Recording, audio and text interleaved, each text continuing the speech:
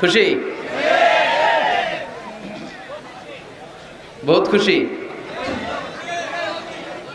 বিয়েটারে আপনারা চাইলে অনেক সহজ করতে পারেন। মসজিদে বিয়ে করাবেন। মসজিদে। কোথায়? মসজিদে। আগে হইতো না হুজুর? আমাদের কালচার ছিল আগে মসজিদে বিয়ে হইতো। তো কিভাবে প্রিপারেশনটা তোমরা নিবা? Number 1, it's a very sensitive and serious issue man. এটা তোমার জীবনের সবচেয়ে গুরুত্বপূর্ণ লাইফ ইভেন্ট। এটাকে হাসাহাসি করে তুচ্ছতাচ্ছিল্য করে উড়িয়ে দেওয়া যাবে না। এটা তোমাদেরকে সিরিয়াসলি নিতে হবে। প্রথমে তোমাদের মেন্টাল প্রিপারেশন লাগবে। বিয়ে বললেই করা যায় না। বিয়ে করা মানে দায়িত্ব নেয়া, ঠিক কিনা? কারণ যদি থাকি 2 পা যেথা খুশি সেথা যা, যদি থাকে 4 পা তারপর কি? হ্যাঁ, আমার সাথে নিয়ে যা। আচ্ছা, সব জানে বলবো। যদি হয় 6 পা, আব্বু তুমি কই যাও? তো এই জন্য বিয়ে মানে দায়িত্ব। I'm addressing all the young star of Faridpur district. The marriage is a responsibility. এটা অনেক বড় দায়িত্ব। সো তোমার এত গুরুত্বপূর্ণ একটা লাইফ ইভেন্টে তুমি যাওয়ার আগে তোমাকে মেন্টালি প্রিপেয়ার থাকতে হবে। যে আগে আমি একা থাকতাম, একা ঘুমাতাম, একা সব করতাম, এখন কাপল লাইফ লিড করতে হবে। একই ঘরের ভিতরে একা থাকা যাবে না। আমার সংসার হবে, এখন টোনা টুনি সংসার হবে, ঠিক কিনা? সো এই কাপল লাইফ লিড করাটা অনেকের জন্য টাফ। তোমাকে অভ্যস্ত হতে হবে, তোমাকে মেন্টালি প্রিপারেশন নিতে হবে, ওয়েল প্ল্যানিং লাগবে। এটা হচ্ছে মেন্টাল প্রিপারেশন। আরেকটা লাগবে ফিনান্সিয়াল প্রিপারেশন। আছে না নাই? বিয়েতে কি দিতে হয়? মহারানা। বিয়েতে মহারানা দেয়া নফল। বিয়েতে মহারানা দেয়া কি? নফল, তাই না? সুন্নাহ। রব্বুল আলামিন বলেন وَآتُوا النِّسَاءَ صَدُقَاتِهِنَّ نِحْلَةً فَإِن طِبْنَ لَكُمْ عَن شَيْءٍ مِّنْهُ نَفْسًا فَكُلُوهُ هَنِيئًا مَرِيئًا। তোমরা তোমাদের স্ত্রীকে সন্তুষ্ট চিত্তে মহারানা দিয়ে দাও। সুবহানাল্লাহ পড়ো। দেখেন ইসলামরে আমরা কিভাবে টুকরা টুকরা করেছি। ইসলাম ফরজ করেছে মাহার, আমরা ওইটার বদলে ঢুকাইছি যৌতুক। আলহামদুলিল্লাহ যৌতুক ফরিদপুরে নাই। যারা বিয়ে করো নাই হাত তোলো, আওয়াজ করে বলো হে আল্লাহ। হাত তুলে ওয়াদা করলাম আমার বিয়েতে 1 টাকাও যৌতুক নিব না, তুমি তৌফিক দাও। আওয়াজ করে পড়তে হবে আমিন।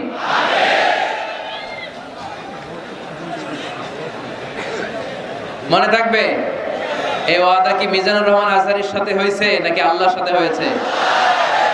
খবরদার, যৌতুককে আমরা না বলে দিব। যৌতুককে আমরা সবাই বলে দিব নো। কি বলবো? তাহলে মোহর দিতে হবে। মোহর দিতে হলে ফিনান্সিয়াল প্রিপারেশন লাগবে না? লাগবে। 2 নম্বরে ওয়ালিমা খাওয়াইতে হবে। ওয়ালিমা কি খাওয়াইতে হবে? ওয়ালিমা, বৌভাত না? হ্যাঁ, বৌভাত। এটা কিন্তু সুন্নাহ। এটারে এখন ইংরেজিতে নাম দিছে ওয়েডিং রিসেপশন।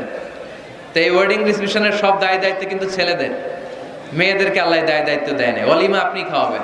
আল্লাহর হাবিব সাল্লাল্লাহু আলাইহি ওয়াসাল্লাম যায়েনব বিনতে জাহাশ রাদিয়াল্লাহু তাআলা আনহাকে যেদিন বিয়ে করেছিলেন ওই দিন রাতে 350 সাহাবাকে রুটি আর গোশত দিয়ে ওয়ালিমা খাইয়েছেন। সাহাবীরা খেয়ে মহানন্দ।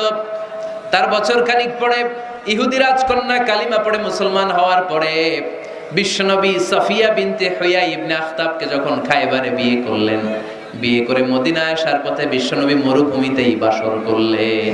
মরুভূমিতে বাসর হলো। বাসর শেষে ফজরের পরে বিশ্বনবী ঘর থেকে বের হলেন। এবার সাহাবারা ধরছে, ইয়া রাসূলুল্লাহ ওয়ালিমা খাওয়ান। ওই যে যায়েনব বিনতে জাহাশের ওয়ালিমাতে তো আপনি রুটি আর গোশত খাইয়েছিলেন 350 সাহাবীকে, আজকেও খাওয়ান। বিশ্বনবীকে আজকে কিচ্ছু নাই আমার কাছে, তোমার কাছে কি আছে কও? এক সাহাবী বলে আমার কাছে খেজুর আছে, আরেকজন বলে ঘি আছে, আরেকজন বলে এটা আছে। বিশ্বনবী বলেন সবগুলো নিয়ে একটা বোলের মধ্যে রাখো। বিশ্বনবী একটা বোলের মধ্যে সবগুলো নেয়ার পরে বিশ্বনবী বললেন এগুলোর ম্যাশ করো, ভর্তা বানাও। ভর্তা বানিয়ে হাদিসে এটা এসেছে হাইসান জাআলা হাইসান, ছাতু বানিয়েছে। এবার বিশ্বনবী প্রত্যেকের হাতে হাতে একটু একটু করে ছাতু ধরায় দিলেন, বললেন এটাই আজকের বিয়ের ওয়ালিমা। যখন সম্পদ বেশি কমিউনিটি সেন্টারে ভাড়া করে বউ ভাত খাওয়ান, ওয়ালিমা। তবে ছেলেরা খাওয়াবে, মেয়েরা না। এই বরযাত্রী, এটা হিন্দুয়ানি কালচার। মোহর দিয়েছে ইসলাম, আমরা অতিরিক্ত বানিয়েছি যৌতুক। ওয়ালিমা দিয়েছে ইসলাম, আমরা বানিয়েছি বরযাত্রী।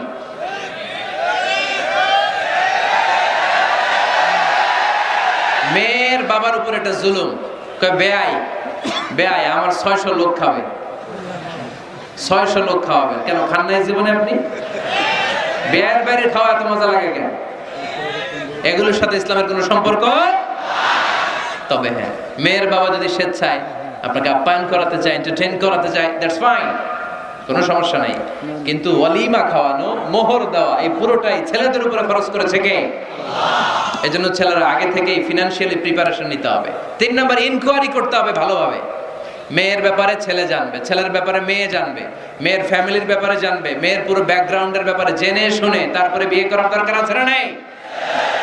Because you are not choosing you life partner only, at the same time you are choosing the mother of your upcoming sons and daughters. যখন তুমি বিয়ে করতেছো, তুমি তোমার বউ তালাশ করতেছো না, একই সময়ে তুমি তোমার ভবিষ্যৎ প্রজন্ম, তোমার ছেলে মেয়েদের মাও খুঁজতেছো, তাই না? এজন্য খুবই সাবধান, বুঝে শুনে খুঁজতে হবে। মেয়ের ক্ষেত্রে কি দেখতে হবে? বিষ্ণু বললেন তুনকাহুল মারআতু লিআরবা, 4টা জিনিস দেখে নারীদেরকে বিয়ে করা হয়। কয়টা? লিমালিহা, এদের সম্পদ আছে কিনা, ওয়ালি জামালিহা, সৌন্দর্য আছে কিনা, ওয়ালি হাসাবিহা, তার status, academic status, family status, social status, এগুলো আছে কিনা। 4 নাম্বার লিদিনিহা, মেয়ের দিনদারি, ধার্মিকতা। বিশ্বনবী বলেন ফাজফার বিযাতিদ দ্বীন, এই 4টার মধ্যে থেকে দিনদারিকে প্রাধান্য নিয়ে তুমি বিজয়ী হয়ে যাও। এজন্য যুবক ভাইয়েরা, শুধু সৌন্দর্য দেখো না। আজকের সৌন্দর্য 3 বছর পরে, 4 বছর পরে খুঁজে পাওয়া যাবে না, কিন্তু মেয়েটা যদি ধার্মিক হয়, ভদ্র হয়, নেককার হয়, তার পেটের ভেতর থেকে জন্ম নেবে বড় বড় আল্লাহর ওলি। এজন্য দিনদারি দেখতে হবে। আর ছেলের ক্ষেত্রে দেখতে হবে 3টা। কয়টা? মেয়ের ক্ষেত্রে আমরা কয়টা দেখলাম? 4টা। এর মধ্যে বেশি গুরুত্ব দিতে হবে কোনটা? দিনদারি।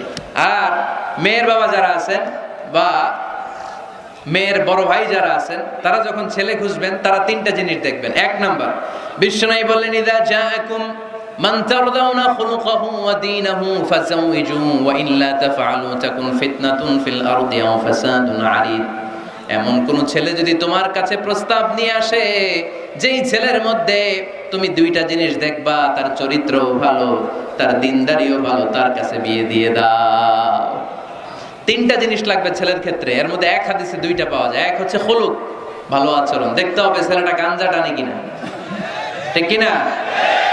ছেলেটা মহিলা কলেজ শুরু হলে ওখানে দাঁড়িয়ে ইফটিজিং করে কিনা, 31st নাইটে কোনো মেয়ের ওন্না ধরে টান দেয় কিনা, টেন্ডারবাজি করে কিনা, চাঁদাবাজি করে কিনা, এলাকায় ত্রাস সৃষ্টি করে কিনা। এটা কি মাস্তান ছেলে না ভদ্র ছেলে নাকি নামাজি দেখতে হবে। তাহলে 1 নম্বরে খুলুক, ক্যারেক্টার, এটা দেখে নেবেন। নাম্বার 2, দিনদারি। ক্যারেক্টারে দেখবেন যে অন্য মেয়ের সাথে সম্পর্ক আছে কিনা, এর হাতে মেয়ে দিলে মেয়ে নিরাপদ কিনা, পরে আবার পরকীয়ায় জড়াবে কিনা। এটা হচ্ছে খুলুক, ক্যারেক্টার। 2 নম্বরে দিনদারি, মসজিদে যায় কিনা। মসজিদের সাথে যদি সম্পর্ক থাকে, এর কাছে আমাদের মেয়েদেরকে তুলে দেওয়া যাবে না, চিল্লায় বলেন ঠিক কিনা। 3 নম্বর যেটা দেখতে হবে, মেয়েটা ছেলেটারে পছন্দ করে কিনা। এটা দেখেন আপনারা? দেখে না? না, এটা করা যাবে না। জোর করে মেয়েকে বিয়ে দেওয়া যাবে? বিশ্বনবী বললেন ইয়া ফাতিমা ইন্না আলিয়ান ইয়াযকুরুকি, আমার কাজিন চাচাতো ভাই তোমার ব্যাপারে আমার কাছে প্রস্তাব দিয়েছে। হাল আনতি রাদিয়া, তুমি যদি রাজি হও স্বেচ্ছায় আমারে বলো, বিয়ে দেব। তুমি যদি রাজি না থাকো, আলীরে না বলে দেব। হাল আনতি রাদিয়া, ফাতেমা আলী তো তোরে বিয়ে করতে চায়, তুমি কি রাজি?